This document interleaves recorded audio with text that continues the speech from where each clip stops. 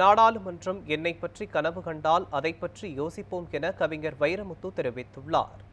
சென்னை ராஜா அண்ணாமலைபுரத்தில் வைரமுத்தியம் பன்னாட்டு கருத்தரங்கம் 2025 என்ற தலைப்பில் கவிஞர் வைரமுத்துவின் படைப்புலகம் குறித்த பன்னாட்டு கருத்தரங்கம் நடைபெற்றது. கருத்தரங்கில் கலந்து கொண்டு பேசிய முதலமைச்சர் ஸ்டாலின், தமிழின் புகழை உலகெங்கும் கொண்டு சேர்த்தவர் வைரமுத்து என்றும், அவரை பாராட்ட பல அறிஞர்கள் வந்துள்ளது பாராட்டிற்குரியது என்றும் கூறினார். என் பாதங்களுக்கு கீழே பூக்கள் இல்லை, மொய்த்து கிடந்தவை முக்களே, எனினும் ரத்தம் துடைத்து நடந்து வந்தேன் என்ற வரலாறுதான் அவரை இந்த அளவுக்கு கவிஞராய் படைப்பாளையாய் ஆக்கியிருக்க.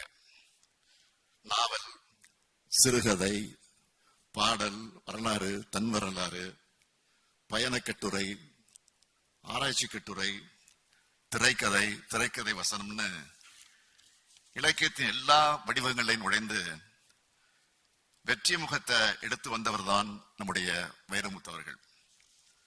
சிறந்த பாடலாசிரியருக்கான தேசிய விருதை 7 முறை பெற்ற ஒரே பாடலாசிரியர் இவராக தான் இருப்பார் என்று நான் கருதுகிறேன். தமிழ்நாடு அரசின் சிறந்த பாடலாசிரியர் விருதை 6 முறை பெற்றிருக்கிறார்.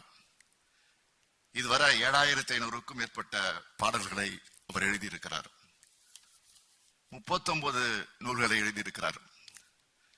இவருடைய கவிதைகளும் நாவல்களும் இதுவரை 26 லட்சம் பிரதிகள் விற்பனை ஆகியிருக்கு. சாகித்ய அகாடமி விருது பெற்ற இவருடைய கள்ளிக்காட்டு இதிகாசம் நாவல் இந்தியாவின் 22 மொழிகளில் சாகித்ய அகாடமியால மொழிபெயர்க்கப்பட்டு வருது. இந்தியாவின் உயரிய விருதுகளான பத்மஸ்ரீ, பத்மபூஷன், சாதனா சம்மான் போன்ற விருதுகளை பெற்றவர்.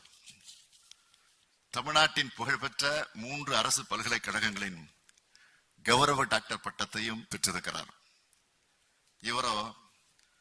இவருடைய படைப்புகளை ஆராய்ச்சி செஞ்சு 100க்கும் மேற்பட்டவங்க எம்பிஎல் பட்டம் பெற்றிருக்காங்க. 60க்கும் மேற்பட்டோர் முனைவர் பட்டம் பெற்றிருக்காங்க. இதெல்லாம் சாதாரணமாக கிடைச்சிடல. அவருடைய தமிழுக்கும் சொல்லுக்கும் திறத்துக்கும் சொல்லுக்குள் இருக்கக்கூடிய கருத்துக்கும் கிடைச்ச மகுடங்கள். இந்த புகழையும் பெருமையையும் 3 தலைமுறைகளாக தக்க வச்சிருக்கிறது தான் பெரும் சாதனை. ஒரு படத்தோட காணாம போனவங்க இருக்காங்க. 5 புத்தகங்களோட முடிந்தவர்கள் கதையும் இருக்கு. ஆனா 50 ஆண்டுகளா இலக்கிய உலகத்தில் இடைவிடாம பயணிச்சுட்டு இருக்கிறார் நம்முடைய கவிப்பேரரசு வைரமுத்து அவர்கள். 3 தலைமுறை படைப்பாளிகளோட, 3 தலைமுறை இயக்குநர்களோட, 3 தலைமுறை இசையமைப்பாளர்களோட, 3 தலைமுறை இளைஞர்களோட இயங்கிக்கிட்டு இருக்காரு.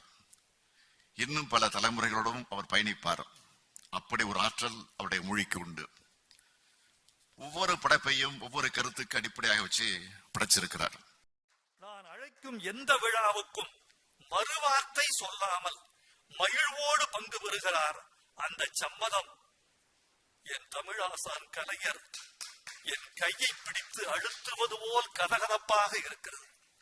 அவருடைய நெருப்பு நிமிடங்களுக்கு மத்தியில் அன்னை தமிழ் என்ற ஆலமர நிழல் தேடி வந்திருக்கிறார். முத்தமிழறிஞர் கலைஞரோடும் தளபதி ஸ்டாலின் அவர்களோடும் அருமை தம்பி துணை முதலமைச்சர் உதயநிதி ஸ்டாலின் அவர்களோடும் என் பயணம் தொடர்வது அதிகாரத்தின் மீது கொண்ட அன்பினால் அல்ல, நன்றி உணர்ச்சியின் நீட்சியாகும். முதலமைச்சரோடு பழகும் போதும் உரையாடும் போதும் தமிழ்நாட்டுக்கும் எனக்கும் ஒரு பாதுகாப்பான உணர்வை நான் பெறுகிறேன். ஒரு கோழி சிறகுக்குள் குஞ்சுகள் கதகதப்பா இருப்பது போல் தளபதியின் ஆட்சியில் தமிழ்நாடு காப்புறுதியோடு இருப்பதாய் என்னால் கருத முடிகிறது.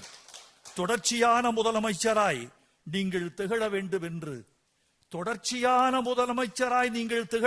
என்று இந்த அறிவு திருமன்றத்தின் சார்பில் உங்களை வாழ்த்துகிறோம்.